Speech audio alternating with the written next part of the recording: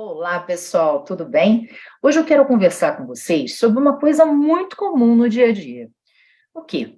Aquelas comprinhas que você faz em plataformas digitais como a Shopee, como a Shein, como a Urbanic, como a AliExpress, né? Normalmente as pessoas fazem compras, pagam um valor até muito abaixo, né, do que a gente teria se comprasse esses produtos no Brasil, e alguns, inclusive, a gente não encontra, mas às vezes é necessário a gente parar para pensar e ver se vale a pena. Por quê? Porque quando se paga esse produto nesses aplicativos, não está inserido o custo da tributação relativa à importação dessas mercadorias, né? Existe no Decreto-Lei 1804 uma previsão de isenção, tá?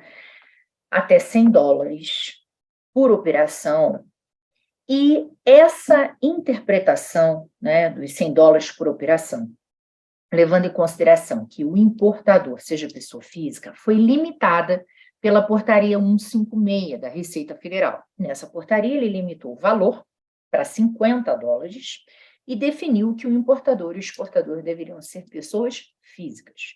O grande lance para você ter essa isenção na entrada desses produtos é justamente não se caracterizar a finalidade comercial, ou seja, você está comprando para o seu próprio uso, né? Por isso que é sempre interessante você fazer compras em pequeno valor, em pequena quantidade, justamente para você estar dentro desse parâmetro de isenção.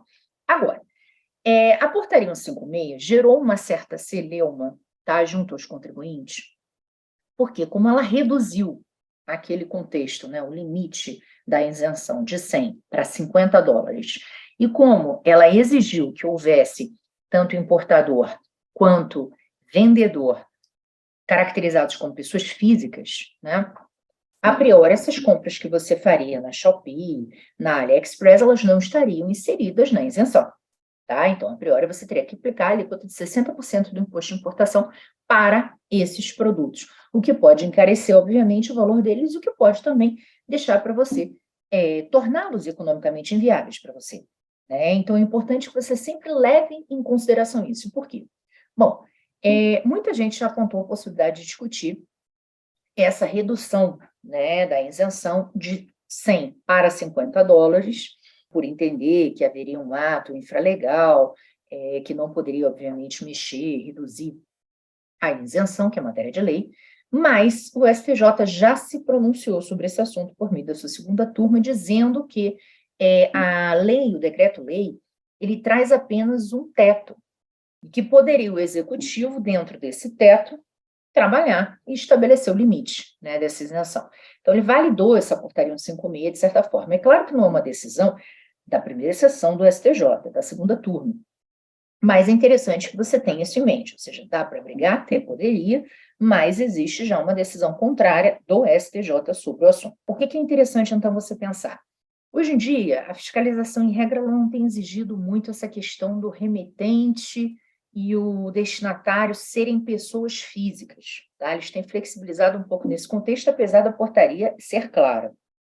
Mas, em sendo o valor acima de US$ 50, naturalmente você vai sair da isenção e você terá que recolher o imposto de importação. Não incide IPI nessa hipótese, tá? O decreto-lei é claro, porque a gente está falando de material de uso e consumo. Agora, é claro, se você faz uma compra mega numa dessas plataformas, vai ser questionado se isso é uso e consumo, porque pode-se perceber aí um intuito seu para a venda. E aí, obviamente, você não vai ter nenhuma dessas vantagens, né? Veja, é importante ter atenção de que, muitas vezes, esses canais, eles fazem, né, eles remetem esse produto para o Brasil via correios, né?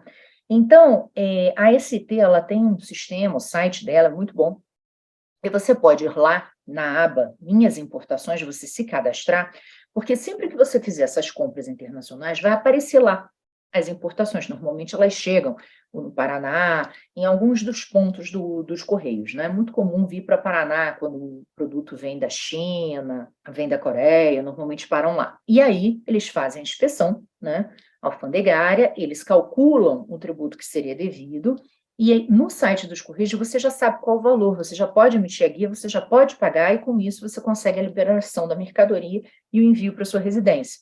Então, se você está fez uma compra, a compra está lá acusando no site, no aplicativo, que já chegou ao Brasil e está parado, não está dando andamento, eu sugiro que você vá lá na ECT, dar uma olhadinha para ver se ela não está presa na alfândega, precisando que você pague o tributo devido, justamente para você poder liberar essa mercadoria, tá? Então, já sabendo disso, se você fez uma compra acima de $50, calcule os 60% do imposto de importação para você não ter nenhum susto na hora que essa mercadoria chegar no Brasil e, naturalmente, você tiver que desembolsar o valor da tributação.